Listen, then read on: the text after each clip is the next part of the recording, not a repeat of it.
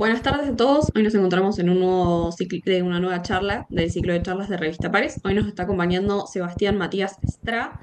Él es magíster en estudios culturales, Centro de Estudios Interdisciplinarios en la Universidad de Rosario, licenciado en Comunicación Social, también en la Universidad de Rosario, docente en Epistemología de la Comunicación en la licenciatura en Comunicación Social de la Universidad Nacional de Rosario, docente del seminario Mercado de Industrias Culturales y Creativas de la licenciatura en Gestión Cultural de la Universidad Nacional de Rosario, docente de la maestría en Estudios Culturales y de la especialización en Gestión Cultural, Universidad de Rosario, integrante del Centro de Investigaciones en Mediatizaciones, integrante del Núcleo de Trabajo en Prácticas y Experiencias Culturales, coordinador del Centro de Estudios Latinoamericanos Ernesto Che Guevara de la Secretaría de Cultura y Educación de la Municipalidad de Rosario, investigador categorizado en la disciplina antropología, sociología y ciencias políticas del programa de incentivos a docentes investigadores. Ha publicado libros, capítulos de libros y artículos en diversas revistas especializadas nacionales e internacionales. Ha participado en calidad de expositor en congresos, jornadas, simposios, encuentros, foros de carácter nacional e internacional. Sin más que decir, le voy a dar la palabra a Sebastián. ¿Qué tal, Camila? ¿Cómo estás? Bueno, gracias por la presentación y muchas gracias a vos, a Carolina y a la revista Pares por la invitación a compartir un poco lo que uno viene haciendo en su trayecto de investigaciones. Así que, bueno, si te parece, comenzamos. Yo elegí un título para este recorrido que, que tiene que ver más que con una afirmación, con cierta interrogación o cierta búsqueda, y que tiene que ver con justamente una palabra, una categoría, un tema. Después podemos pensar entre, digamos, qué significante lo podemos organizar y ordenar a lo popular, que siempre conlleva justamente un camino opaco para su encuentro. Por lo tanto, nos conformaremos con la palabra en busca, porque básicamente no sé si lo encontraremos, pero un poco en ese ejercicio de la búsqueda de lo popular queremos hacer un breve recorrido y puntualmente buscándolo en un momento, digamos, puntual del campo académico e intelectual, que son los estudios culturales ingleses. Uno tiene que aclarar un poco cuando dice estudios culturales esa especie de especificación de los estudios culturales ingleses o británicos, en términos que podemos pensar hoy, luego de 50 años de su emergencia, que hay estudios culturales en todas partes del mundo, en todos los territorios y latitudes, ¿no? Y además también podemos pensar que es posible preguntarse si surgen en Gran Bretaña los estudios culturales o si en ese momento, en el momento fundacional que va entre los fines de los años 50 y principios de los 60 del siglo pasado, surgen solo en Inglaterra o surgen en otros campos intelectuales, políticos y académicos de otras latitudes al mismo tiempo, ¿no?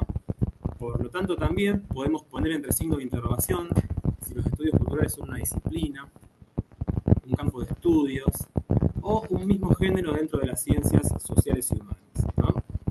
Pero bueno, aquí puntualmente ponemos el foco en lo que Stuart Hall llamó el momento prefundacional de los estudios culturales y, digamos, un conjunto de libros que el mismo autor llamó los textos seminales, ¿no? Que son textos de tres autores como Richard Hogarth, Edward Thompson y Raymond Williams, que constituyen un poco la santísima trinidad de los estudios culturales y de hecho el canon para el estudio de este tipo de abordajes, ¿no?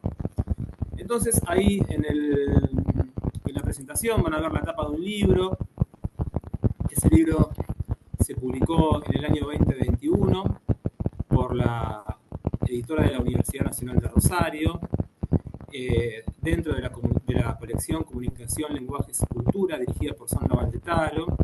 Y un poco algunos interrogantes que voy a plantear hoy aquí pertenecen a ese libro, como dijimos, publicado en el 21, y, digamos, a otras líneas de indagación bueno, que fue elaborando en trayectos de investigación y docencia, tanto de grado como de posgrado, ¿no? En primer lugar, deberíamos mencionar rápidamente que la idea es hacer, digamos, un breve recorrido sobre algunas dinámicas generales del estudio de la cultura popular y además también, bueno, algunas interrogaciones epistémicas que el estudio de lo popular supone. Y luego vamos a intentar especificar, situar el estudio popular en estos textos que mencionaba hace un rato, ¿no? Los textos seminales de los autores de Birmingham, que los digo muy rápidamente, ¿no? Hay dos de Williams, que son Cultura y Sociedad, publicado en 1958, y La Larga Revolución, publicado en 1961. El estudio de Richard Hogarth, La cultura obrera en la sociedad de masas, de 1957, y un libro monumental, un clásico de la historiografía inglesa, que es La formación de la clase obrera en Inglaterra, publicado en 1963. Luego de esas publicaciones y el debate que se da a través de sus publicaciones, pero también en el marco de las polémicas que estos autores tenían, sobre todo en la New Left Review, en 1964 se funda el Centro de Estudios Culturales Contemporáneos de Birmingham bajo la primera dirección de Richard Hogarth, ¿no? Entonces, hay una hipótesis para entrar acá interesante, también vuelvo a Stuart Hall, que es como una especie de, digamos, cuarto padre fundador y juez y parte de los estudios culturales, porque es como una especie de primer epistemólogo, ¿no? Un primer autor que empieza a repensar este momento, que incluso lo llama culturalismo, por su énfasis puesto en la idea de cultura, ¿no? Y Stuart Hall plantea que hay, bueno, tres problemas de coyuntura en el inicio de los estudios culturales. Un primer problema tiene que ver con algunas transmutaciones de clase, podríamos decir, que tiene que ver con una transformación profunda de la clase trabajadora, indicada puntualmente en el campo inglés por la crisis del laborismo. Fíjate que estos autores, dos de ellos, por ejemplo Richard Hogarth y Raymond Williams, son Hogarth, hijo, digamos, de trabajadores de industria, de los barrios bajos de Leeds, y Raymond Williams, hijo de trabajadores rurales. Nació Williams en Pendy, una aldea alejada de Gales, ¿no? Entre las montañas, y acceden por primera vez al sistema universitario como alumnos y luego como docentes, becados por el laborismo, ¿no? Con un sistema de becas que resquebraja el acceso educativo estanco que tenía la sociedad inglesa a principios y mediados del siglo XX. Por lo tanto, estos autores pertenecen a clases populares. Noah C. Thompson, que viene de tradición universitaria, intelectual, y bueno, como se sabe, es uno de los historiadores estandarte del Partido Comunista Inglés, ¿no?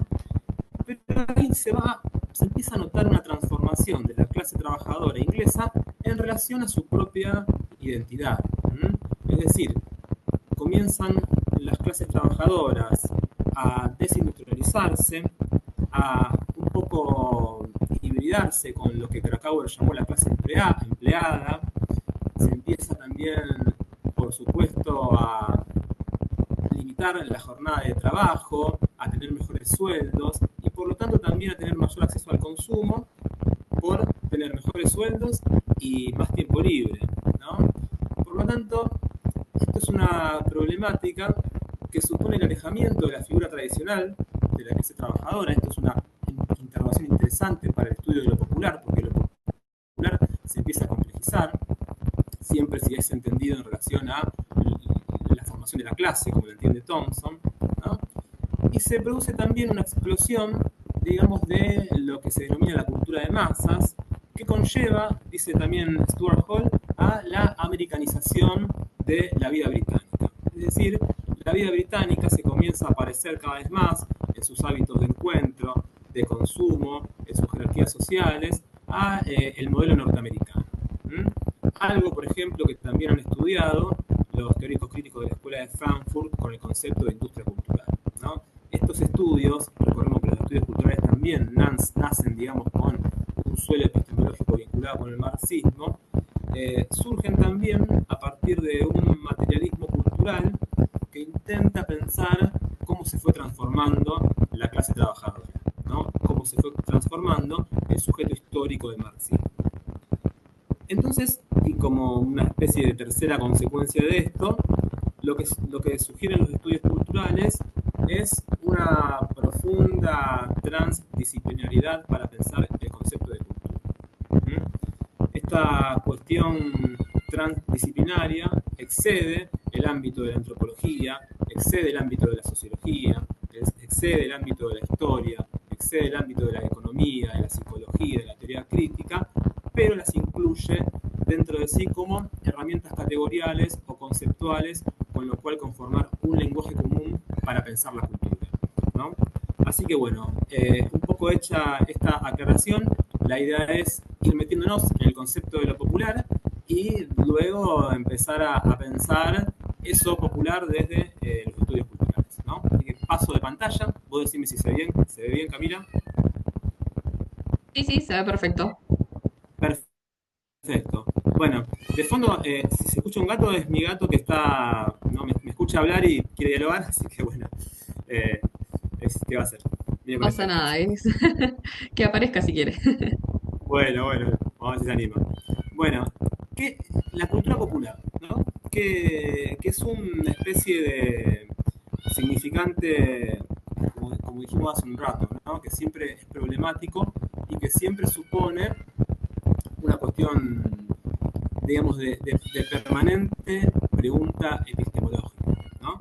Nosotros aquí elegimos de alguna manera entrarle a través de dos definiciones clásicas de lo popular.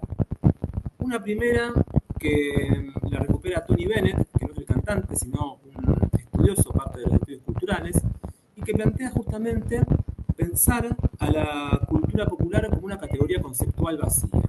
¿Por qué una categoría conceptual vacía? Bueno, porque es un significante que funciona siempre puesto en tensión con otras categorías, ¿no? Sabemos que la cultura popular no es cultura de masas, sabemos que la cultura popular no es alta cultura, sabemos que la cultura popular no es solo la cultura subalterna, sabemos que la cultura popular no es solo la cultura de la clase trabajadora, pero bien, no sabemos bien qué es la cultura popular, ¿no? Hay algo del orden de la opacidad que supone pensar lo popular y hay algo, bueno, que tiene que ver con lo no dicho, con el vacío, con aquello que Carlos Ginzburg llama como inaprensible en el estudio de la cultura popular, ¿no? ¿Qué excluye este significante vacío? Y bueno, lo inculto, lo iletrado, lo irracional, lo ilegible, aquello que puede ser entendido como lo otro, la alteridad, la otredad del proyecto de la modernización. Por ejemplo, las hipótesis de Nicolás Casullo o de Marshall Berman sobre el mundo moderno suponen esta exclusión de lo popular en tanto lo no racional, ¿no? Y después recuperamos otra más cercana a nuestro campo de estudios, que es, por supuesto, de Raymond Williams, que plantea justamente ahí una definición muy generalista, ¿no? En un libro publicado en 1973, que se llama Palabras Clave, Raymond Williams plantea que lo popular es aquello que el pueblo hace para sí mismo. Es decir, también una definición bastante indeterminada que tiene que ver con pensar a lo popular como aquella forma de la cultura que proviene del pueblo, ¿no? Ahora me surgen un montón de interrogantes cuando decimos hay una cultura que proviene del pueblo, ¿no? Porque bueno, ¿qué queda excluida en esta cultura que proviene del pueblo? ¿Cuáles son las formas de circulación de esta cultura? ¿Hay algo que no provenga del pueblo? ¿Podemos pensar que podemos acceder sin ningún tipo de mediación a una cultura que proviene del pueblo? Bueno, son todos interrogantes que me gustaría empezar a desandar. Esta definición de Williams se adecua a una definición más del ámbito del romanticismo alemán, de Herder, que va a plantear a la cultura, no solo a la cultura popular, sino a la cultura, como nada más indeterminado o nada más engañoso que su aplicación a todas las naciones y todos los periodos. Esto suponía una perspectiva muy alemana de pensar la cultura, que justamente sugería dejar de pensar en universalismos, ¿no? Entonces, la cultura popular se empieza a pensar aquí sobre todo como cultura local. No podemos, dice Herder, tener una idea universal de cultura porque no hay nada universal en la idea de cultura. Justamente hay un libro muy interesante de Norbert Elias que se llama El proceso de la civilización, que marca dos conceptos contrapuestos. El concepto de civilización, muy vinculado al racionalismo inglés y al racionalismo francés, y el concepto de cultura, muy vinculado al romanticismo alemán. Bueno, aquello que tenía que ver con, digamos, la sombra universal de la civilización del mundo moderno, excluía, como ya dijimos, aquello que tenía que ver con las costumbres de lo local, con las costumbres propias de cada nación, con las culturas diferentes dentro de cada nación, con las culturas de cada etnia, con las culturas de cada grupo, con las culturas de cada pueblo. Es decir, la cultura popular como cultura local también aparecía como lo otro excluido de la razón moderna. Y ahora vamos a otra plaquita, donde vamos a empezar a delimitar aquello que tiene que ver justamente con las tres palabras, según Martín Barbero, que van a marcar el camino conjunto entre cultura y pueblo, ¿no? O popular y cultura. Esto está en una entrada sobre cultura popular, en este libro que es el Diccionario de Términos Críticos de Sociología de la Cultura, editado por Carlos Altamirano, muy recomendable. Y allí Martín Barbero va a marcar tres palabras que resuenan parecidas, pero que tienen cierta diferenciación, justamente, y que marcan el sello conjunto, o el camino conjunto, mejor dicho, entre pueblo y cultura, ¿no? Primero, aquello que tiene que ver con el folk, ¿no? Que justamente remite a la idea de folclore y supone la presencia de la tradición en la modernidad. Es decir, todo aquello que tiene que ver con el folk está muy vinculado a el estudio de la tradición, a la recuperación de la tradición. El concepto, digamos, si se quiere, más tradicional de la idea de folclore, que tiene que ver, por ejemplo, con las recopilaciones que han hecho anticuarios y folcloristas, en donde, digamos, la cultura popular siempre es parte del pasado y siempre es percibida desde el punto de vista ideal, ¿no? Es decir, la cultura popular es idealizada. Esto supone cierta hibridación cuando la cultura de masas, es decir, la forma de producir cultura de manera sistemática, industrial, estandarizada y con circulación en tipo de broadcasting que supone el siglo XX, empieza a pensar en el folclore de una perspectiva mucho más por fuera de esa cultura y podemos decir, digamos, podemos usar un término de los estudios de comunicación, se empieza a mediatizar el folclore, ¿no? Entonces, esto supone dos caminos. Un folclore mediatizado, que es parte de la cultura de masas, hibridado a partir de la cultura popular, y por otro lado, el estudio más desde el punto de vista histórico, folclorístico, museográfico, de lo popular. Por otro lado, también Martín Barbero supone otra definición que tiene que ver con el folk alemán, el pueblo, que justamente ahí sí lo popular supone una idea de cultura propia de la vida del pueblo. Es decir, no está tan vinculado a las expresiones artísticas o artesanales como suponía el folk, sino más vinculado a la forma que los pueblos vivencian, experimentan la cultura y le otorgan significado a ella.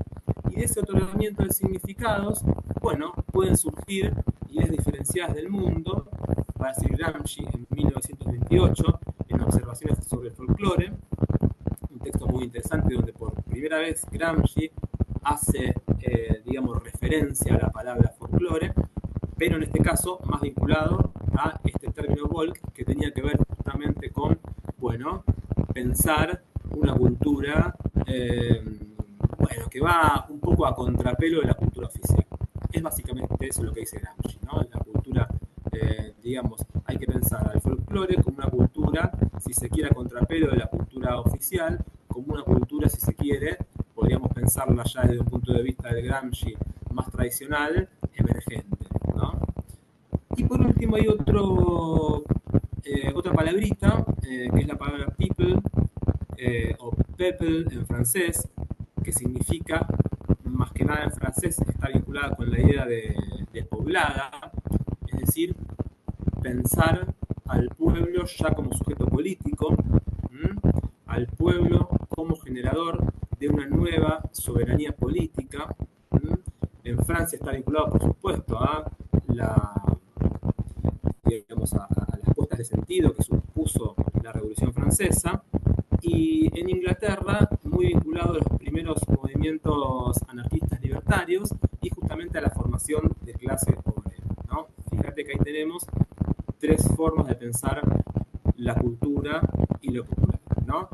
La tradición con el folclore, la unidad nacional y la emergencia de una cultura que puede suponer una visión diferente del mundo con el folk, y con people ya es una denominación mucho más política que tiene que ver justamente con la aparición del pueblo como soberano político, si se quiere, post-revolución francesa en el siglo XVIII, a finales del XVIII, o en la revolución inglesa del siglo XVII. Ok, entonces una consulta, a ver, así me queda bien claro. Sería como que el folk es la tradición y el folk que después dijiste es como algo como la contracara, digamos, del folk, algo así. Una tradición que viene. Ok, Bien, ok. sí, sería claro, el folk, tal como lo piensa Martín Barbero, tiene que ver con el estudio, bueno, de aquella cultura popular ya desaparecida, que tiene que ver con las artesanías, con cuestiones que, bueno, con soportes materiales que una cultura deja como resto. Por ejemplo, todo lo que tiene que ver con el cancionero folclórico argentino, ¿no? Pero ahí hay una idea más idealizada de la cultura popular, si se quiere, más folclórica. El folk es una definición del mundo, ¿no? El folk es una cultura viva, digamos, ¿no? Es la cultura del pueblo, que es mucho más indeterminada que el folclore. Claro, Pero las dos están constituidas por la tradición, los valores, están como ok. ahí bastante, si se quiere, no sé, hibridados, son como capas de hojaldre, ¿no? Con diferentes Claro, no complejidades. son dos caras, sino que es una misma línea, digamos. Claro, exactamente. Podríamos decir que son diferentes partes de un fenómeno que es fuertemente dialéctico. Ok. Claro, sí, sí.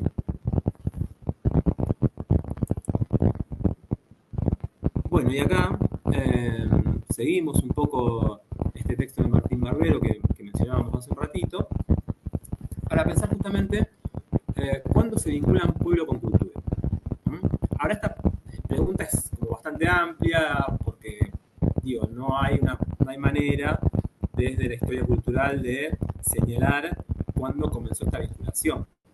Ahora sí, un modelo, un arquetipo, lo supuso el movimiento romántico alemán, que por primera vez otorga estatuto de cultura a aquello que viene del pueblo. ¿Mm?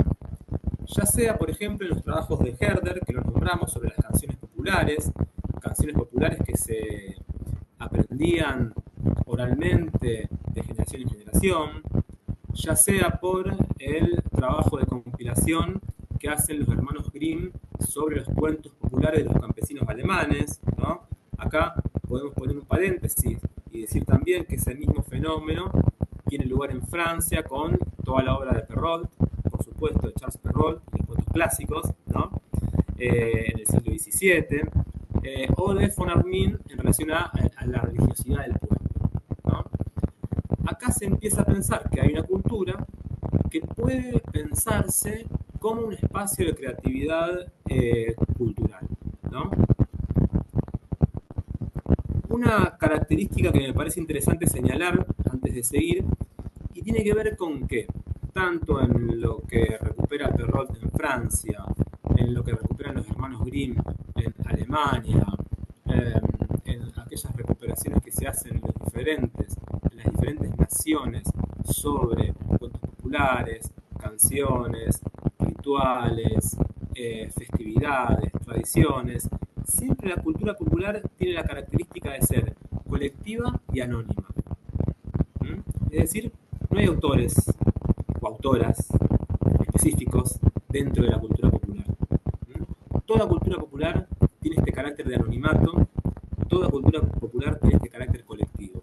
De hecho, cuando Edward Thompson supone que, me adelanto un poquito, cuando Thompson supone que la expresión más importante de la cultura popular inglesa de la modernidad es justamente la formación de la clase obrera, esta formación, hecha por personas, por supuesto, que supone el paso de la experiencia de clase a la conciencia de clase, es decir, del paso de vivir una misma clase a sentirse parte de una misma clase y por lo tanto opuestos a otras clases, es también una creación colectiva, es también una creación anónima. Por lo tanto, lo popular en este marco se entiende, como diríamos, como una especie de expresión sin autores, ¿no?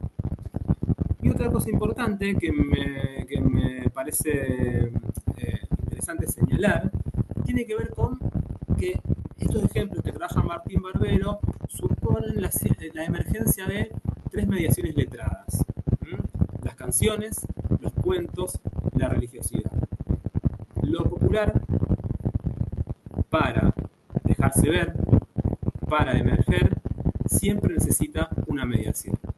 Entonces tenemos, bueno, un primer sistema de representación de lo popular, que es lo letrado. Es decir, el mundo de lo letrado se convierte en un mundo que traduce, que narra, que hace hablar lo popular. De hecho, el mismo Perrault, esto está en este libro que es interesante, de Robert Darnton, La gran matanza de gatos, cuando tanto digamos, recupera los cuentos de Mamá Oca, y hace como una gran un ejercicio muy interesante en poder ir descifrando cómo los cuentos que eran recuperados por Perrault o otros cuentistas y compiladores iban suprimiendo violencia, sexo, malísimas palabras, muchos insultos, escenas dantescas, ¿no? Porque además también recordemos que los cuentos campesinos, orales, populares, eran el entretenimiento de toda la familia, tanto de adultos como de niños, no era solamente dirigido a niños, ¿no? Entonces por ahí eran cuentos adultos y bueno, se va traduciendo. Lo mismo pasa si pensamos en cómo esta mediación primero es una mediación letrada, que pasa, si se quiere, de la oralidad que estructura lo popular desde siempre a el cuento narrado en un libro, etcétera. Pero luego cuando se lleva al teatro tiene otra traducción, otra capa de codificación, y cuando ese teatro, pensemos en las historias de Pulgarcito, en las historias de La Bella y la Bestia, en las historias clásicas de Disney, se van codificando y para el cine son otra vez codificadas, ¿no? Por lo tanto, la primera mediación es la mediación letrada, una alta cultura, una cultura letrada que hace hablar a lo popular. Otra vez volvemos a lo popular como categoría vacía porque siempre aparece en tensión con otras categorías. Luego, y pusimos recién el ejemplo del cine, con todas las sagas de Disney que recuperan cuentos populares, la cultura de masas, como plantea por ejemplo Pablo Labarces, va a ser quien haga hablar, quien se convierta en una de las principales narradoras del mundo popular, ¿no? Bueno, ahí es lo que decíamos, ¿no? Lo popular pasa de su oralidad estructurante, de su circulación. Acá está interesante la pregunta tan veroniana por la circulación, por cómo circulan estos fenómenos, porque no es lo mismo, por supuesto, que un producto que uno puede considerar como resonante de la cultura popular o masiva que circule en el cine, que circule en TikTok o que circule oralmente de generación en generación. Lo que cambia es la materialidad mediática, y eso hace que su escala sea, por supuesto, mucho más amplia y su sentido fuera fuertemente diferenciado, ¿no? Y acá volvemos a una cosita que ya mencionamos y que tiene que ver con bueno, hipótesis planteadas sobre todo por Pablo Labarces en este libro, que es muy interesante y muy recomendable para quienes les guste el estudio de la cultura popular. Lo publicó Pablo en el 2020, se llama Populares, las culturas populares después de la hibridación. Y allí va recuperando Pablo algunas cuestiones muy interesantes para pensar la cultura popular, considerando que la cultura popular siempre es representada, otra vez, hay una tutela enunciativa aquí de lo popular, muchas veces vinculada con la cultura de masas. Nosotros también podemos agregar que desde el punto de vista de los estudios culturales, no solamente hay una tutela enunciativa de la cultura de masas sobre lo popular, sino también hay, bueno, una dialéctica permanente entre cultura popular y cultura de masas. Y hay, dice Pablo, ciertas operaciones de ventriloquía, ¿no? Es decir, viste la figura de, bueno, Chasman y Chirolita, el ventríloco que habla por el muñeco, ¿no? Bueno, ahí, digamos, la cultura de masas, sí, pero también el mercado, pero también la cultura letrada, pero también la ciencia, pero también el Estado, hablan muchas veces por las voces populares, ¿no? Esto es algo que también Pablo Alabarces lo recupera de Mario Ruffer, pensar que la ventriloquía es una operación discursiva, distintiva del mundo de lo popular, ¿no? Y además también pensar que aquellos géneros que uno puede entender, y con esto me refiero puntualmente a géneros musicales, ¿no? Que uno puede entender como géneros populares, también nacen a la luz de la tutela enunciativa de la cultura de masas y muchas veces también incluso de los intereses comerciales del mercado, ¿no? Ahí yo puse la portada del primer disco de Pibes Chorros, Arriba las Manos. Esto es algo que también trabaja Pablo Lavarces. Y es interesante cómo surgen los principales grupos de la cumbia villera de finales de los 90, ¿no?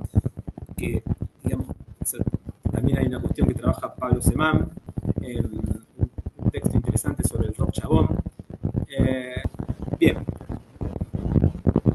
como decíamos, la emergencia, digamos, de la cumbia villera como género popular por excelencia, bueno, tiene que ver un poco con estas disputas narrativas y iniciativas entre cultura popular y cultura de masas, y además también un género que en principio se piensa como profundamente popular, sujetado a decisiones de mercado, ¿no? Hay un artículo muy clásico, muy tradicional de Pablo Semán sobre el rock chabón, que él describe cómo muchas veces, sobre todo en la provincia de Buenos Aires o con urbano, el rock empieza como a también transfigurar su consumo de clase, y no solamente su consumo, sino también su producción, en términos de que empieza a ingresar por, digamos, en uno a uno, instrumentos mucho más baratos, por lo tanto, se vuelve popular el género y surgen algunas bandas vinculadas con esa popularidad, ¿no? Viejas Locas, Gardelitos, bueno, toda una serie de bandas propias de los 90 que suponen ese movimiento rolino del rock chabón tan popular. ¿Qué pasa? La cumbia, un género muy vinculado a la cuestión de lo romántico, comienza a perder terreno popular en relación a ese rock chabón que empieza a ganar mercado, ¿no? Estamos hablando justamente de disputas de mercado. Entonces, por un acuerdo entre dos, digamos, bueno, dos productoras clásicas de los 90 de cumbia, una es Magenta, la otra es Leader Music, surgen algunas bandas o son promovidas algunas bandas que sostienen el género de la cumbia villera, es decir, una cumbia que abordaba temas subalternos como las drogas, la criminalidad, la violencia, el deseo, etc. Es decir, esa voz a priori popular o en principio popular o de circulación popular tiene que ver con acuerdos básicamente de sellos y comerciales, ¿no? Flor de Piedra, que surge en agosto de 1999, Los Pibes Chorros, que surgen en febrero del 2000, o Damas Gratis, que también surgen, digamos, más o menos por el año 2000, ¿no? Esto lo trabaja también Paula Lavarces muy profundamente, pero también podemos decir que va en ligazón con algo que sí ha trabajado bastante Raymond Williams y que tiene que ver con la dinámica de los géneros culturales, ¿no? Es decir, los géneros culturales culturales, y acá esto está muy cerquita de la tensión entre cultura popular, cultura masiva y alta cultura, son en general fuertemente dinámicos. Por lo tanto, un producto cultural puesto a circular para una clase determinada no supone que el reconocimiento o la recepción se dé solamente o solo parte de esa clase determinada. Por ejemplo, los pibes chorros que mencionamos recién como parte de toda la movida de la cumbia villera de finales de los 90, principios del 2000, con su modo de circulación más vinculado a la bailanta, a lo popular, etcétera, terminan tocando hoy o hace poquito tiempo en la Sala de las Artes de Rosario, que es un espacio de conciertos básicamente para un público universitario, letrado, transclasista. ¿Qué quiero decir con esto?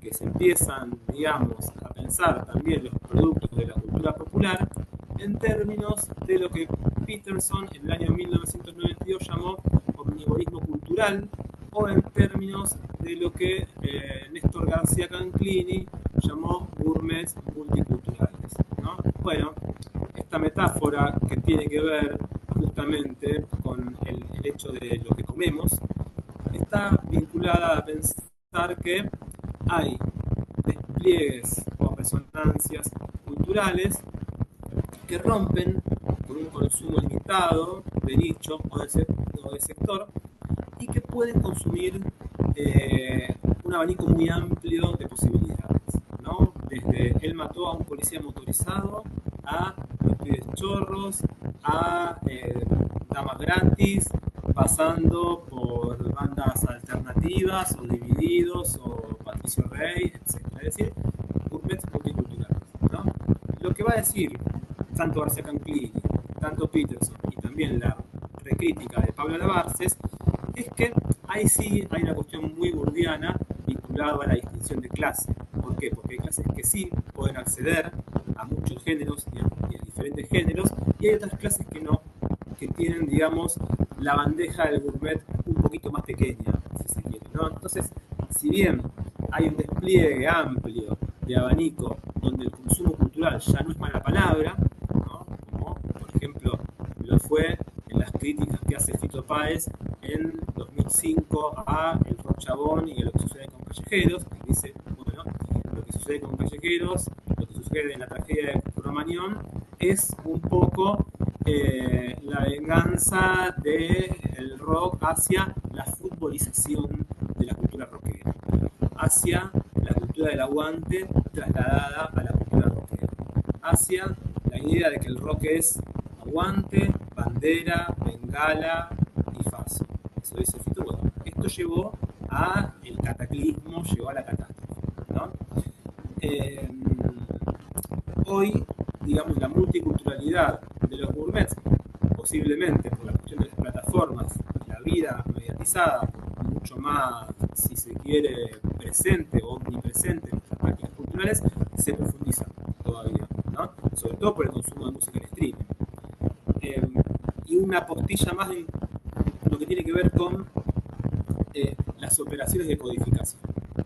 Otra vez, lo popular siempre aparece como lo narrado, siempre aparece como lo representado. Incluso en las letrísticas más tradicionales del folclore argentino, como por ejemplo el arriero de Atahualpa Yupanqui, hay una representación de lo popular, ¿no? Y no quería dejar de mencionar esta anécdota de composición que cuenta Atahualpa, cuando, digamos, viste que Atahualpa Yupanqui era un compositor de caminos, es decir, un tipo que se tiraba a la vera del camino, en los campos, en los pastizales, a escribir, básicamente. Entonces, en un momento está allí con la guitarra, escribiendo, componiendo, pasa un vaqueano con muchas vacas, ¿no? Entonces Atahualpa le grita: vaqueanos, qué lindas vaquitas, le dice que tienen. Y el vaqueano le responde: las vaquitas no, las penas son de nosotros, las vaquitas son ajenas. Y esa frase que alguien random, anónimo, le otorga a Atahualpa, es luego la famosa frase recuperada por Divididos: las penas son de nosotros, las vaquitas son ajenas, ¿no? Bueno, ahí hay una doble operación de codificación, digamos. del vaqueano Atahualpa y posiblemente a Nenet, que era la esposa de Atahualpa, que era una gran compositora y que muchas de las canciones de Atahualpa fueron compuestas por ella. Entonces hay una operación también de codificación de género ahí presente, ¿no? Pero bueno, otra vez, esta distinción, la narración, la representación, la ventriloquía que dice Pablo Alabarces en relación a la cultura popular. Y otra forma de pensar, esto que mencionábamos recién, y que tiene que ver con justamente la posibilidad de una cultura popular que se ofrece hacia un consumo transclasista, es pensada también por Alabarces a través del concepto de plebeyización de la cultura, que dice, lo leo textual tal como está en la placa, designa así el proceso por el cual bienes, prácticas, costumbres y objetos tradicionalmente marcados por su pertenencia, origen o uso por parte de las clases populares pasaron a ser compartidos y usados por las clases medias o altas. Esto tiene que ver justamente con, por ejemplo, y ahora que está bastante de moda por la serie, todo aquello que supuso el menemismo y el ingreso a las prácticas de representación política de aquello que tenía que ver con lo popular, que muchas veces aparece como banalizado, que muchas veces aparece, entiendo, como fuertemente caricaturizado, ¿no? Y que tiene que ver con Menem jugando al fútbol, Menem jugando al básquet, Menem, digamos, con los Rolling Stones, con Yuya, con toda la cultura masiva de la época, es decir, cierta estetización de la política, diría Benjamin, que tira hacia las pasiones de las masas, ¿no? La política se convierte en un ejercicio somático pasional atravesado por el sentir popular, ¿no? Uno puede decir, digo, los 90 porque son como el ejemplo que no lo tenemos tan lejos, y además también, viste que siempre parece que los 90 son el paroxismo de algo, ¿no? O digamos, la profundización o la caricatura de algo, ¿no? Y me parece que, pero bueno, por ejemplo, salimos un poquito de los 90, o vamos a alguien que emerge en los 90, pero que fue presidente mucho más tarde, el uso de la temática del fútbol en la discursividad política de Mauricio Macri. Por ejemplo, cómo Macri utiliza no solo su gestión en Boca, con todo lo que ganó y todo eso, sino también la futbolización de la retórica política para explicar su concepto de amigo-enemigo, su concepto de política, su concepto de trabajo en equipo, etc., ¿no? Bueno, se va plebeyizando algo que no estaba plebeyizado, ¿no? Ahora, que dice Pablo Alabarces es interesante porque para él supone un movimiento fuertemente conservador, en términos de que la cultura parece reconocer la democracia simbólica en el mismo y exacto momento en el que ratifica la peor desigualdad material. ¿Cómo leo esto? Y decime qué te parece a vos también, pero a mí me parece que esto supone, bueno, la necesidad siempre de pensar estas cuestiones en términos de clase. Y también, quizás, una cuestión, bueno, muy vinculada al despliegue de estos estudios, y es el olvido por la categoría de clase muchas veces presente en el análisis de los consumos culturales, ¿no? A eso vamos a intentar volver después cuando vamos a recuperar algo de Edward Thompson. Ahora, a esta plebeyización de la cultura que trabaja Pablo en Voz Populares, hay un concepto que lo antecede, que está muy vinculado y que lo trabaja Peter Bjork en un libro clásico como La cultura popular en la Europa moderna, publicado en 1978, ¿no? ¿Qué es este concepto de biculturalidad de las élites? ¿Qué dice Peter Bjork aquí? Plantea, y estamos hablando justamente de un momento en la historia donde podemos pensar la existencia de una cultura popular y una alta cultura premediatizada, es decir, que se suceden antes de la emergencia de aquellos medios que mediatizan el tiempo, como la radio, como la televisión, como internet, hay zonas de convergencia porque las élites consumían, por supuesto, la alta cultura, la cultura de la universidad, de las clases, de la iglesia, de la corte, pero además también participaban de las fiestas populares, de los carnavales, de las sátiras, de las mascaradas. Tenían acceso a una doble cultura, al menos. Su cultura de casta, digamos, pero además también otra cultura que era la cultura del pueblo, que también les gustaba, que también la gozaban, que también la disfrutaban. Ahora bien, esto sí también es asimétrico porque el pueblo tenía acceso a su única cultura, a la que la vivían como su parte y su experiencia vital, y que justamente tenía que ver con una única cultura que era la cultura popular, ¿no? O al menos lo documentado sostiene eso. Pero bien, digamos, la fascinación por la cultura popular siempre formó parte de las clases altas, letradas e intelectuales, ¿no? Ahí lo que está interesante me parece pensar es cómo Bakhtin trabaja a la cultura popular desde el concepto de la máscara. Es decir, desde el engaño al poder, ¿no? El carnaval, el tiempo del carnaval, para Bakhtin, es el tiempo donde la mezcla hacía que el sujeto, entre comillas, subalterno, que después podemos ver qué quiere decir esto, pueda resistir el poder no enfrentándolo de manera directa, sino burlándolo, ¿no? Birlándolo, engañándolo. Es como la frase de Los Redondos, vas a robarle el gorro al diablo así, adorándolo como quiere él, engañándolo, ¿no? El carnaval, para Bakhtin, supone el engaño al poder, ¿no? Y eso sí era un concepto fuertemente, pero un concepto no, una característica muy propia de las clases populares, bueno, de los siglos XV, XVI, XVII, etc., ¿no? Otras hipótesis interesantes para pensar lo popular, y esto también para pensar algo que mencionamos en algún momento, que tiene que ver con esa, bueno, opacidad epistémica presente en el estudio del mundo popular, tiene que ver con aquello que Michel de Certeau llama la belleza de lo muerto. Michel de Certeau, que es, digamos, un intelectual jesuita francés,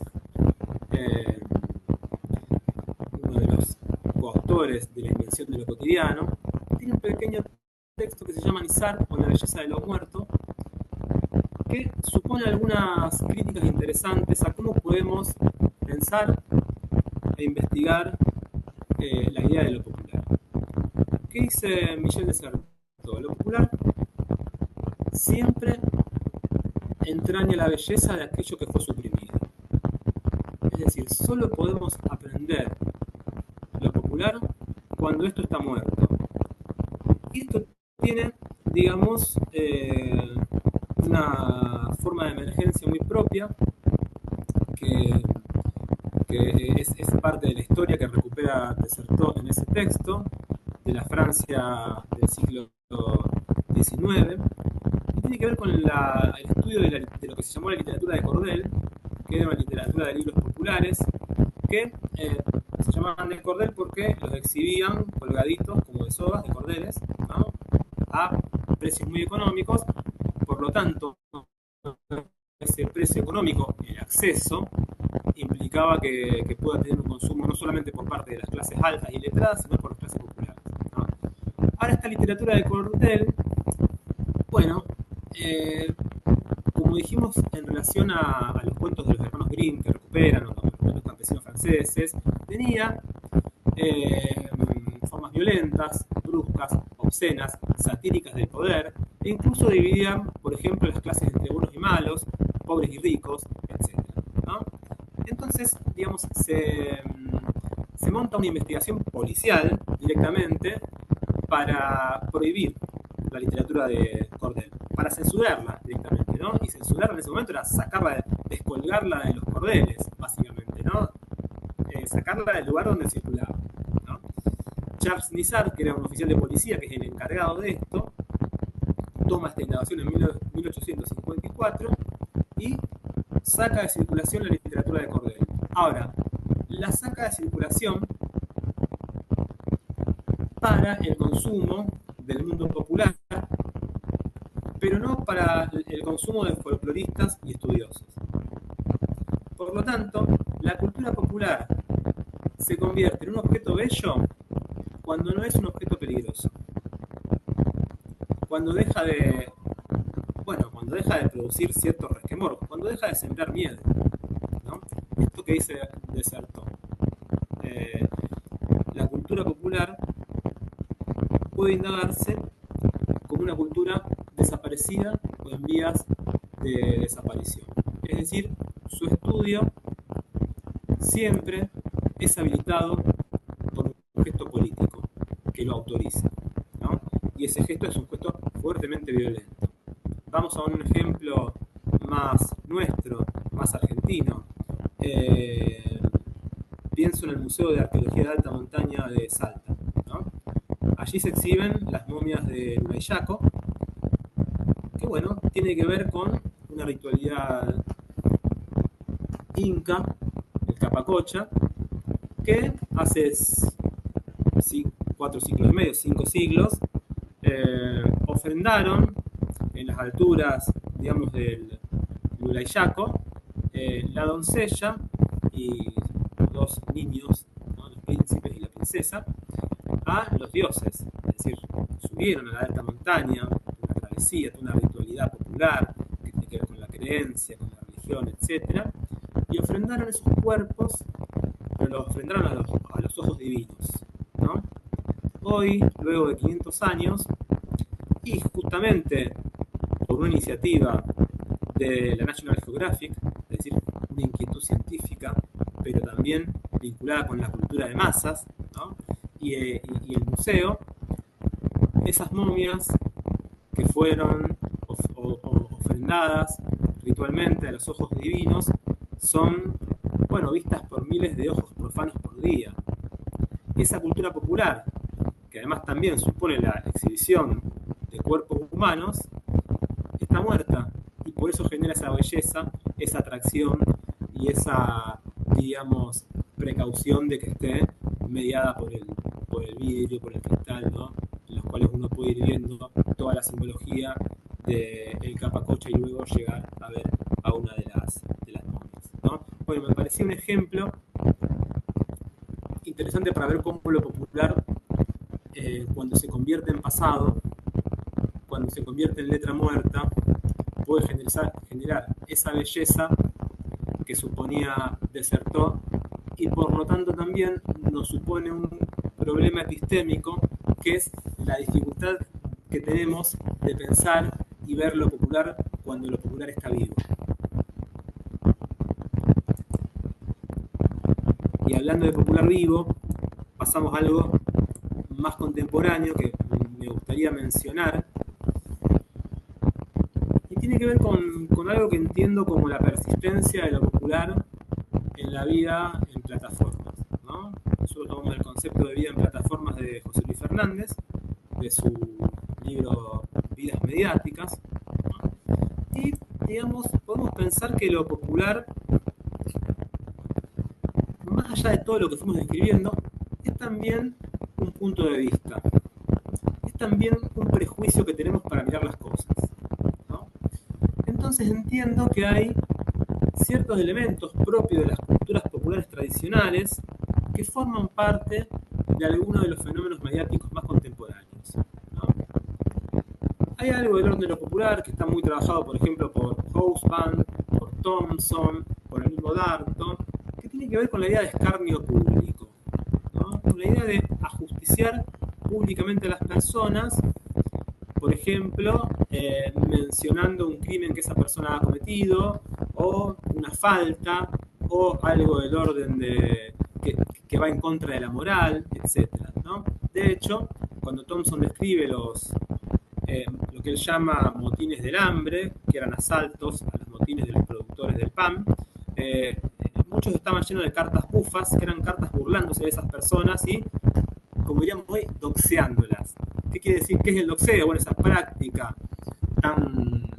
la percibo como violenta, pero tan común hoy en día, de revelar datos privados en redes sociales de cuentas que no autorizaron explícitamente el revelado de esos datos, ¿no? El famoso doxeo, que está muy a la orden del día en la actualidad, y bueno, que tiene que ver justamente con esto, ¿no? Primero, que tiene, sí, podemos decir, dos antecedentes inmediatos. El antecedente del hackeo de los 90, que tenía que ver con esto, con la posibilidad del develamiento de datos encriptados o encubiertos, y por otro lado también el antecedente propio de, bueno, el Scratch de los 90, es decir, cuando la justicia no venía por el lado que tenía que venir, el Scratch era una herramienta de ajustamiento, ¿no? Me refiero a todo el trabajo de hijos, etc., ¿no? Bueno, hay todavía operaciones de goce, entiendo, en la práctica del doxeo. También para pensar dos cosas, ¿no? Lo popular puede ser fuertemente conservador y fuertemente violento. Lo que trabaja Danton en La Gran Matanza de Gatos, que es básicamente un episodio de la historia cultural francesa en donde unos obreros de una imprenta de París toman la imprenta y, en venganza a los dueños, a los explotadores, les matan todos sus gatos, básicamente en un ritual sangriento y horrible, pero que supone el goce del sacrificio, ¿no? Bueno, eso también es parte de lo popular, ¿no? Hoy el goce por la crueldad está a la vuelta de la esquina. Solamente hace falta meterse en Twitter o X y el goce por lo cruel está ahí, ¿no? El goce se Justo va te a iba a decir convertir, claro. que eso es, o sea, métete a X y fíjate que lo que estamos hablando está justamente ahí. Antes pasaba, bueno, por los medios como radio, la tele, los diarios, la idea de la matanza, de salir a matar cuando hay algo que no está bien. Uh-huh. Sí, claro. Y entonces me pregunto, bueno, por qué esto produce o impregna tanto y produce tanta identificación? Entonces, podemos leer que quizás hay algo del linaje popular propio de la especie, de la cultura, que hace sintagma allí con eso que está emergiendo en redes, ¿no? Todo lo que pasó con el Scratch o el ataque a Julia Mengolini, ¿dónde está el goce ahí? ¿Por qué el goce con crucificar a una persona permanentemente, sofocándola sin respiro? Bueno, hay algo, me parece, de lo popular que puede estar ahí haciendo sintagma. Por otro lado, también algo más clásico como son los memes, está ahí descrito, ¿no? Esta recuperación sobre todo de la parodia y la ironía, también propio de lo popular, esto de birlarle el gorro al diablo, usando, sí, bueno, productos muy propios de la cultura de masas más tradicional, ¿no? En la cultura de masas más tradicional del siglo XX, Los Simpsons, por ejemplo, se recupera como contenido de los nuevos memes, ¿no? Es un contenido que circula mediatizado en plataformas, pero además de producción amateur, ¿no? Entonces ahí hay toda una cuestión, si queremos pensar lo popular y su circulación interesante, ¿no? Vuelvo al inicio, aquello que Williams decía, el pueblo lo hace para sí mismo. Bueno, ¿qué es lo que el pueblo hace para sí mismo? ¿No? Acá podemos tener alguna puntita para pensarlo, ¿no? Y después una cuestión que me llama la atención recientemente, y que tiene que ver con el brain rot italiano, que son estos personajes que están ahí en la foto, Tralalero Tralalá, Bombardino Cocodrilo, Tun Tun Tun Sahur y compañía, que ya uno los empieza a mencionar y no puede parar de decirlos y de copiarlos y de también pensar en el sinsentido y lo repetitivo y absurdo que es esa resonancia oral italianesca, pero hay algo ahí que me parece interesante. Primero, la recuperación surrealista de la composición de los personajes, la hibridación, la mezcla, pero sobre todo también, ¿no? Pensemos que son todas figuras teriántropas, ¿no? Teriántropos son digamos, la mayoría mezcla de animal humano o objeto animal humano, etc., ¿no? Pero además también el paso de la producción con inteligencia artificial generativa a su circulación en plataformas, sobre todo en TikTok y YouTube, y luego a la oralidad primaria de las y los niños, y no hay que hacer más que pasar cerca de un grupo de chicos de entre 6 o 5 y 10 años y están permanentemente todo el tiempo tralalero, tralalá, bombardino, tun, tun, tun, sahur, bueno, millones de variables, ¿no? Entonces hay algo ahí que también supone una circulación que tiene que ver con lo popular, que es esto pasa de las inteligencias artificiales, de la producción amateur, de la plataforma a la oralidad. Es decir, es el camino inverso que supuso la compilación de los hermanos Grimm, que pasaba de la oralidad al soporte material. Esto va del soporte material a la oralidad y de allí quién sabe dónde. ¿Por qué? Porque también podemos considerar, como lo hizo Alberto Sirese, Stuart Hall, Roger Chartier, que lo popular no es ni una cosa ni la otra, sino más bien el terreno en donde se producen las transformaciones. Lo popular es como una especie de argamasa de los ladrillos que une, pero que es completamente indeterminado, ¿no? Ahí lo podríamos pensar por ese lado. Sí sostengo que es interesante tener una hipótesis de lo popular como punto de vista para interrogar la vida en plataformas, ¿no? Que es un poco también lo que actualmente nos convoca, ¿no? Bueno, entonces volvemos un poco a lo que prometimos, ¿no? Para no quedarnos en promesas y poder también pensar en el retorno a los estudios culturales y en el retorno a las figuras, la Santísima Trinidad, como dijimos, de los estudios culturales de Thompson, Williams y Hogarth, ¿no? Para pensar, a ver si podemos encontrar algunas herramientas categoriales heurísticamente interesantes para pensar lo popular, ¿no? Entonces vamos con Thompson. Hay un libro de Thompson que lo mencionamos, que es La formación de la clase obrera en Inglaterra, que es muy interesante, porque ahí se trabaja toda la cuestión del despliegue popular de la formación de la clase, ¿no?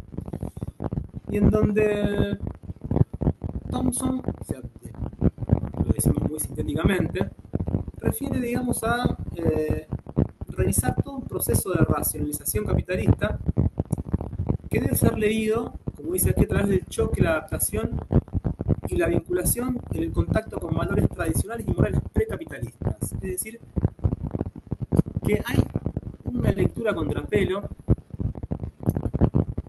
hay otra posibilidad, que es una posibilidad de lucha, de contraste, entre la racionalidad del mercado y los valores que van por fuera de esa racionalidad de mercado, ¿no?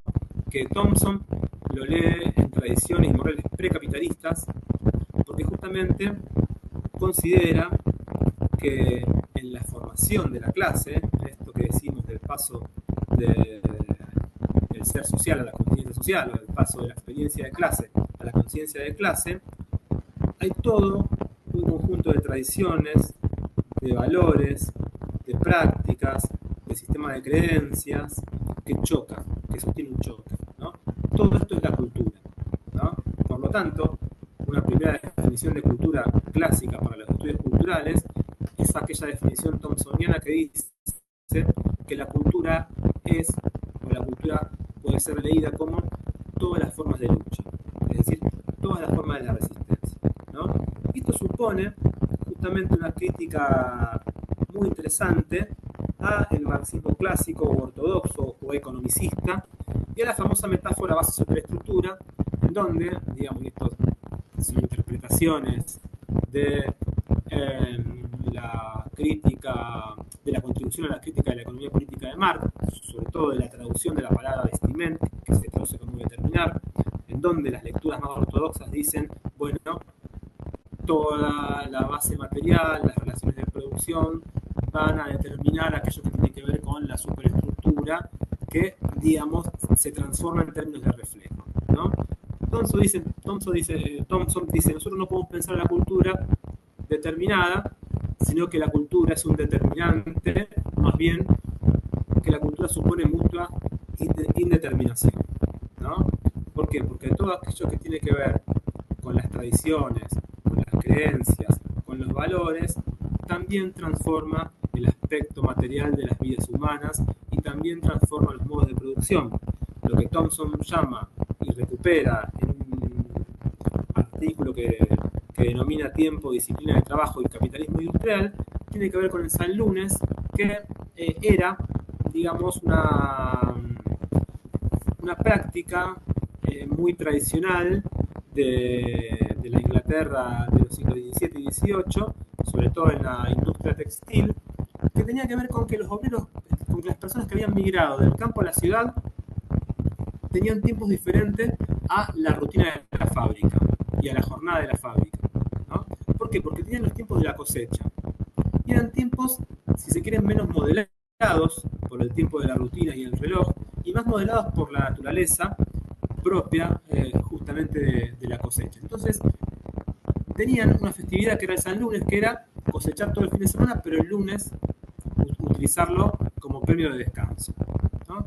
Cuando estas personas, por el paso de una economía agrícola y ganadera a una economía industrial, tienen que migrar del campo a la ciudad, no migran solos, migran con una mochila llena de sus costumbres, de sus tradiciones, de sus creencias. Y entre ellas estaba el San Lunes, que se sostiene, dice Thompson, como práctica dentro de las fábricas hasta incluso entrado el siglo XX.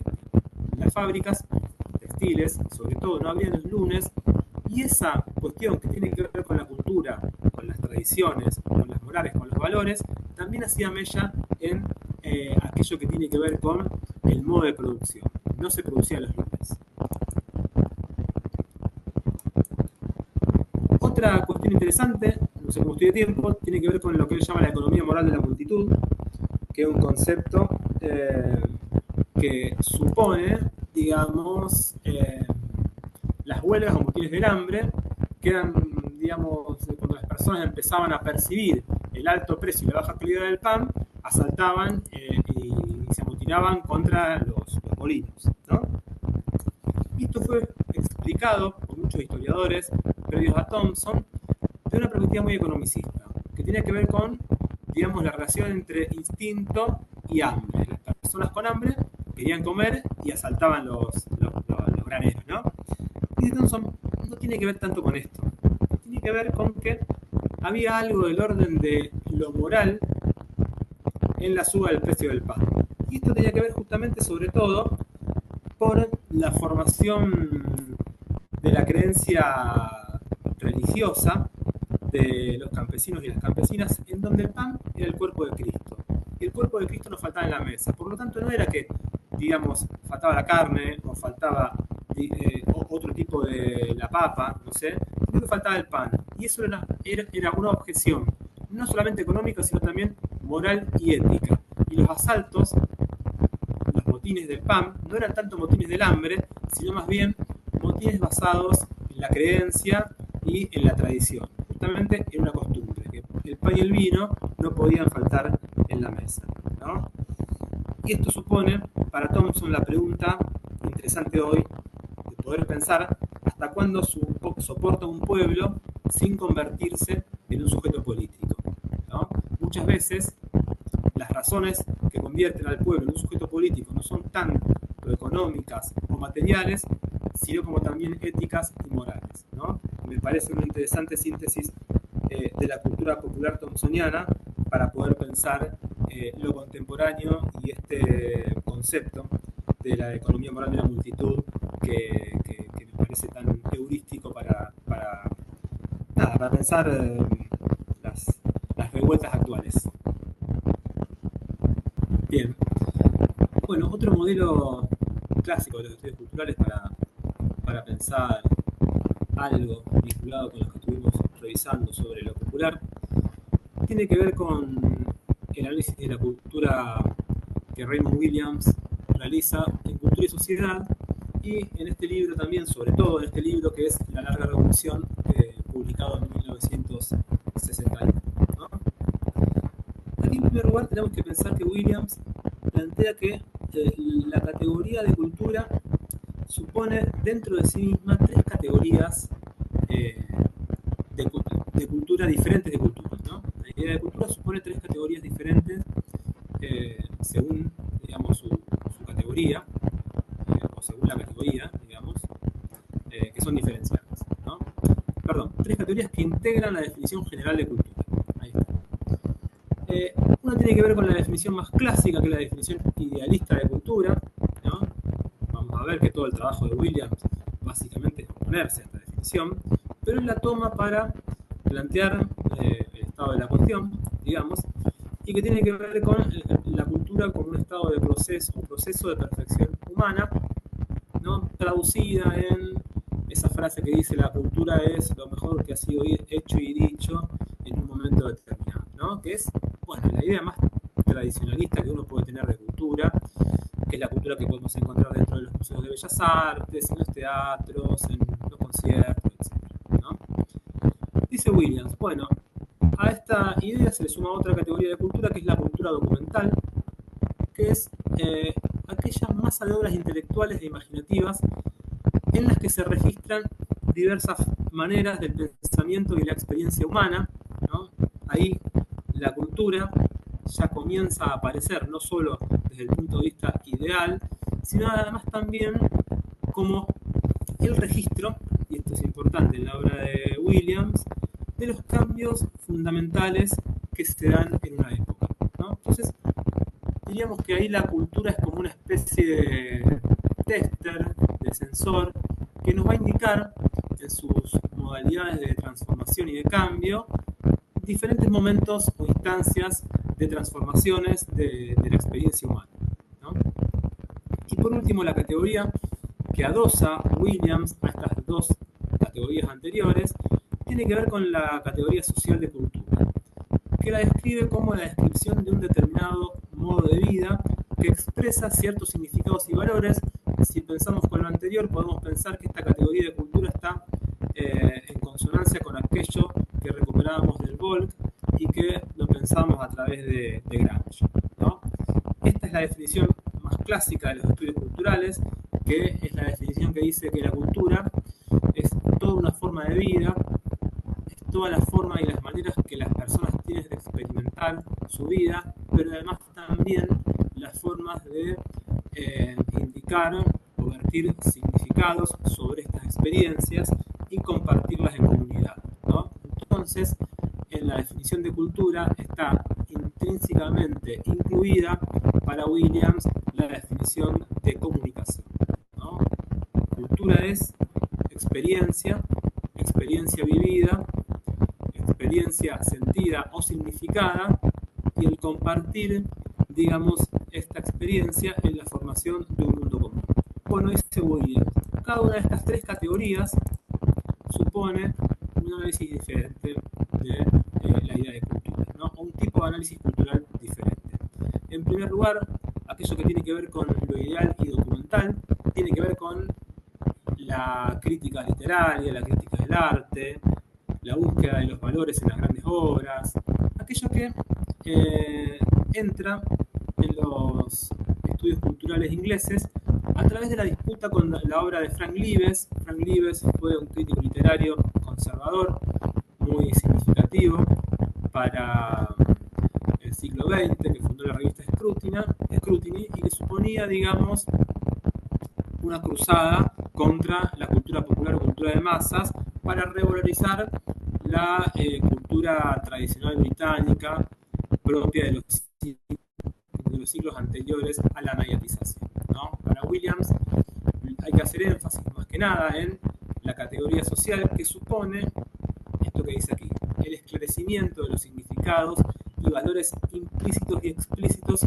en un modo específico de vida en una cultura específica, ¿no?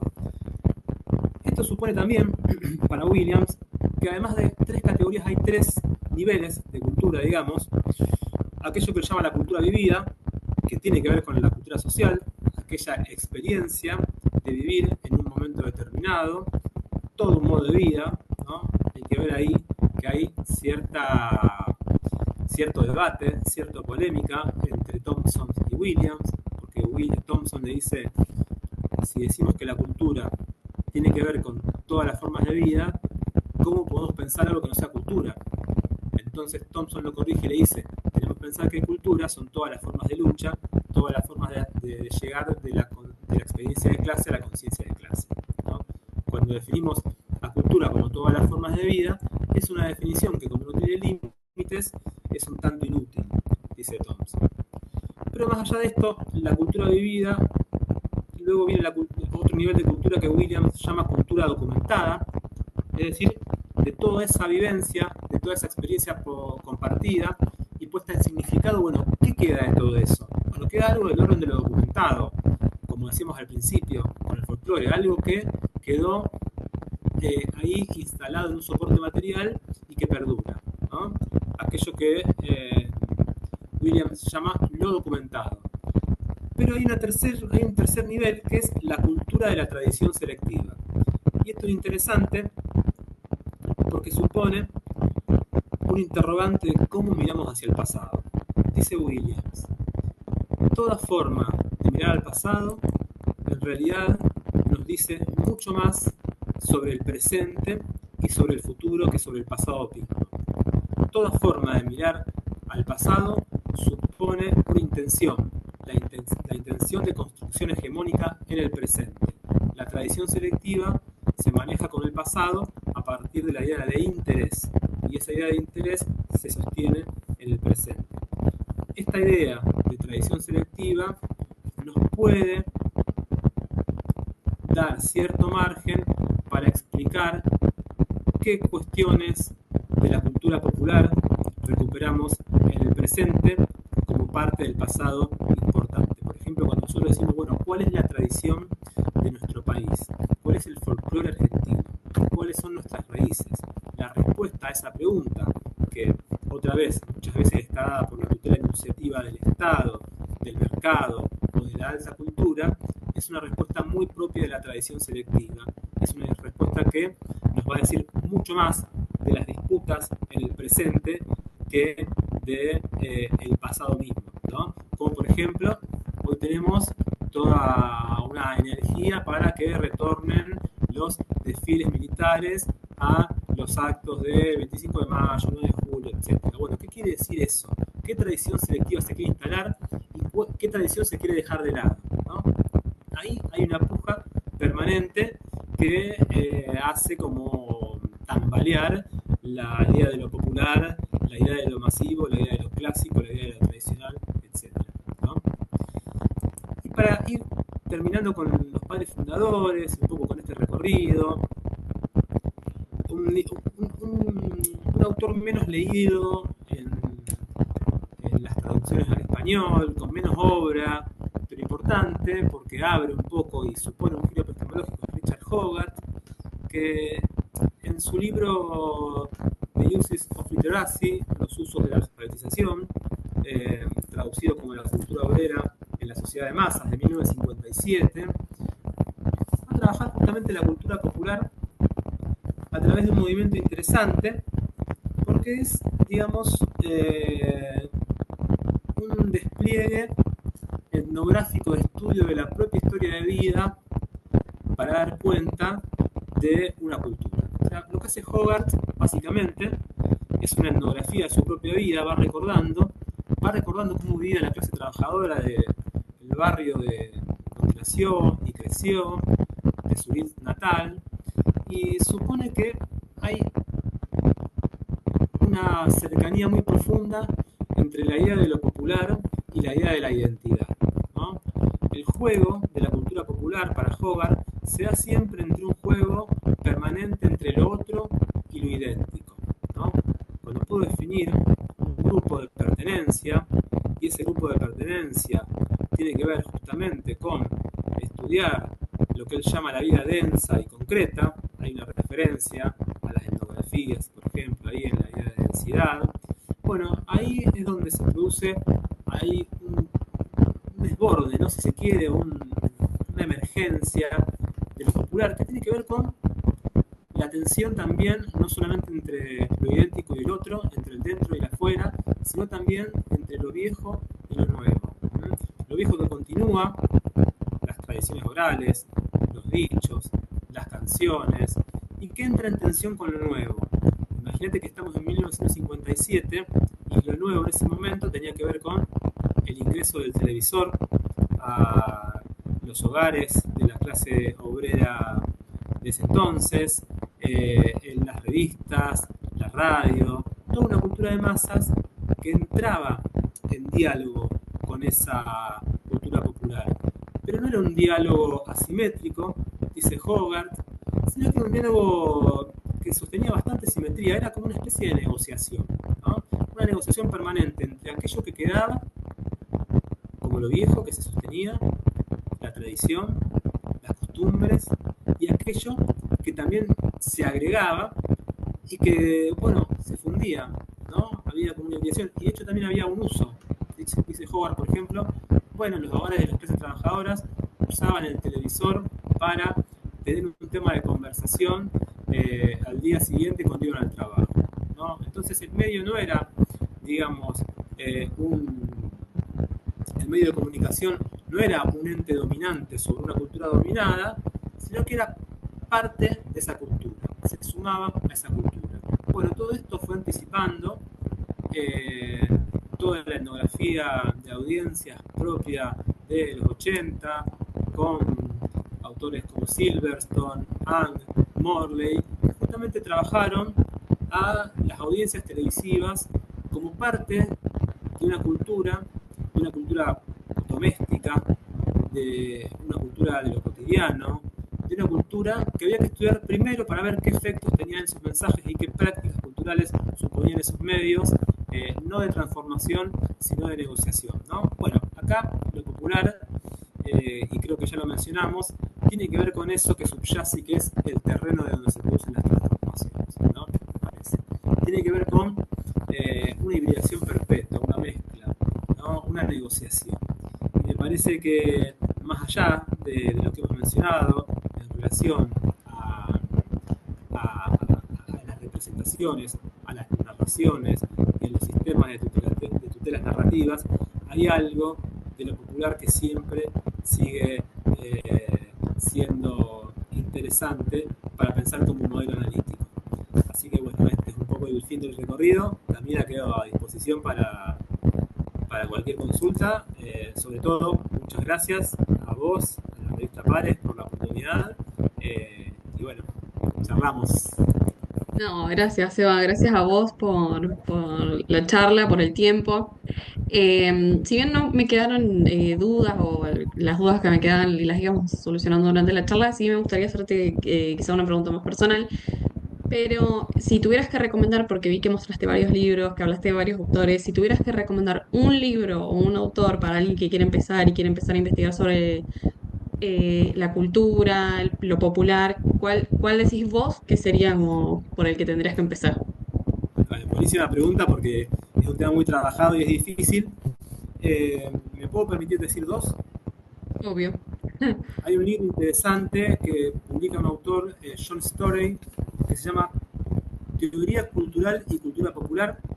Eh, es interesante porque trabaja toda la cuestión del estudio de lo popular en los estudios culturales, así que para quienes les interesa puntualmente, digamos, el estudio de lo popular en relación con los estudios culturales, ese autor es interesante. Y después, ya lo nombré y lo voy a mencionar, quien fue mi director de tesis de maestría y bueno, una referencia en el campo de los estudios de lo popular, Pablo Labarces. Este libro, Populares, las culturas populares después de la hibridación, publicado por Calas, México, es impecable porque hace un recorrido interesantísimo de cómo la temática y la categoría de lo popular se comienza a instalar en los últimos años como, digamos, un objeto de estudio y como una temática de interés. Y bueno, y es una revisión muy seria, muy documentada y bibliográficamente excelente. De hecho, Pablo hace algo muy generoso al final del libro, que es el ordenamiento de la bibliografía comentada, ¿no? Entonces, no solamente enumera los textos que usa para su libro, sino que nos comenta cómo llegó a ellos, y le agrega también ciertas interpretaciones, así que la verdad que esos dos textos, para mí, como para empezar a indagar, están muy bien, por supuesto. Y después, otra pregunta que me surgió, ¿no? Con esto de que hablamos un poco de lo que está sucediendo hoy, con esto de los muñequitos, tralala, tralala, toda esta idea, ¿sentís que, qué es lo que sentís vos, no? A ver, que hoy en día lo popular se está perdiendo un poco, que no es lo mismo el popular de hace un par de años atrás, de lo popular de los 90 al popular de siglos atrás, al popular de hoy. Yo siento que hay Bien, algo de la identidad y la esencia del popular se está desvaneciendo un poco. bien, sí. Comparto en este desvanecimiento de lo identitario, sobre todo si pensamos puntualmente en los brainrots, porque son productos globales. Pero ahí yo, digamos, inserto un interrogante que es el siguiente. ¿Qué uso puede tener los brainrots en Estados Unidos, en Argentina, en México, en Corea del Sur o en China? Seguramente diferenciado. Por lo tanto, ahí empiezan a entrar en negociación con las culturas locales. Esto pensando sobre todo en que hay una profunda italianidad en el brainrot. Y puede ser que esa italianidad tenga, digamos, cierta vinculación con nuestra oralidad de origen. La gran mayoría de argentinos y argentinos nativos actualmente con sangre italiana, ¿no? Lo digo sobre todo porque podemos pensar que los productos son globales, pero lo que nos da el punto de vista de lo popular es la posibilidad de pensar en recepciones nacionales o de diferentes grupos o de diferentes culturas en relación a eso, ¿no? Y esto tiene que ver con los usos, ¿no? Coincido también de que los procesos de identificación eh, por ahí son más lábiles, si se quiere, que años anteriores. Por ejemplo, la predominancia de la cultura de masas de los 90, aquello que tenía que ver con el rock nacional, con la letrística de las canciones, suponían identidades más vinculadas a la idea de nación, a la idea de resistencia, ¿no? Pienses en la letra de Patricio Rey, su productor de Ricota, pienses en la letra de Callejeros, de Intoxicados, de la Versuit, de Las Pelotas, de Divididos, ¿no? Parece que hay algo de eso que está como, bueno, despegándose, pero, por ejemplo, una de las últimas encuestas de consumos culturales en Argentina, creo que es del año 2023, indicó que el rock nacional es el segundo género más escuchado en plataforma, ¿no? Luego del RKT, y por muy poquito al RKT, al trap, al reggaetón, etc., ¿no? Entonces, hay que ver si está perdiendo terreno o si está dividiéndose y compartiendo terreno con otros géneros. Y hay que ver también si esos otros géneros no producen también una crítica a, al status quo como lo produjo el rock en los 90. ¿Por qué? Porque es Sí. difícil poder advertir el fenómeno en el mismo momento en cuando está sucediendo, ¿no? Entonces también, bueno, advertiría y mantendría, digamos, cierta distancia de interpretaciones nostálgicas de lo popular, ¿no? Como, bueno, ya no hay letras, como ya no existen las letras de antes, ya hay una poesía mucho más seca, mucho más llana, ya hay una profundización de lo individual más que de lo colectivo. Digamos, intuitivamente uno tiende a pensar que sí, pero hay que evaluarlo, ¿no? Ahora bien, si miramos en el largo espacio histórico hacia atrás, esa cultura popular, como aquello que proviene del pueblo, es una cultura contrahegemónica, y bueno, con la mediatización, con la instalación de un sistema de producción de mercancías culturales en serie, estandarizado y masificado, posiblemente esa cultura popular tienda a desaparecer, ¿no? Una de las hipótesis de Thompson es que la industrialización de la cultura y la circulación masiva de bienes culturales también colaboran para la proliferación de productos de la cultura popular y para la ruptura de su escala, es decir, para la circulación en mayor cantidad. Es decir, por un lado podemos pensar que la industria cultural, desde una perspectiva más frankfurtiana, o la cultura de masas, desde una perspectiva más clásica y conservadora, obturan la emergencia de lo popular, o por un lado podemos pensar que rompen la escala de lo popular, que tiende a ser local, nacional y situado, para llevar a una escala mayor, ¿no? Bueno, esos son los recorridos interesantes de esta categoría que es, como decíamos, opaca, lábil y sobre todo inquieta. No me había desmuteado. Bueno, Ah, por mi parte no tengo más preguntas, más que agradecimientos. Muchísimas gracias de nuevo, Sebastián, por el tiempo, por la charla, por responder las preguntas. Y antes de despedirnos de nuevo, quisiera hacer un breve comentario sobre quiénes somos por parte de Revista Pares. Contamos con una periodicidad semestral, publicando 2 números al año en formato electrónico, uno en junio y otros en diciembre. El principal objetivo de la revista es nutrir el debate intelectual y académico mediante publicación de trabajos originales, inéditos, de investigadores en formación y profesión, estudiantes avanzados en carreras de grado y posgrado, en disciplinas y materias todas afines a las ciencias sociales, como lo es el derecho, historia, filosofía. Revista Pares es un proyecto impulsado por la Red Académica Pares, formado por varios miembros del continente americano con sede en la Argentina. Nuevamente, muchísimas gracias, Sebastián, y también muchísimas gracias a Carolina Andrada Zurita por permitirnos este espacio y poder tener estas charlas. bueno, Camila, no, por favor, gracias a ustedes, a vos, a Carolina, a la revista Pares.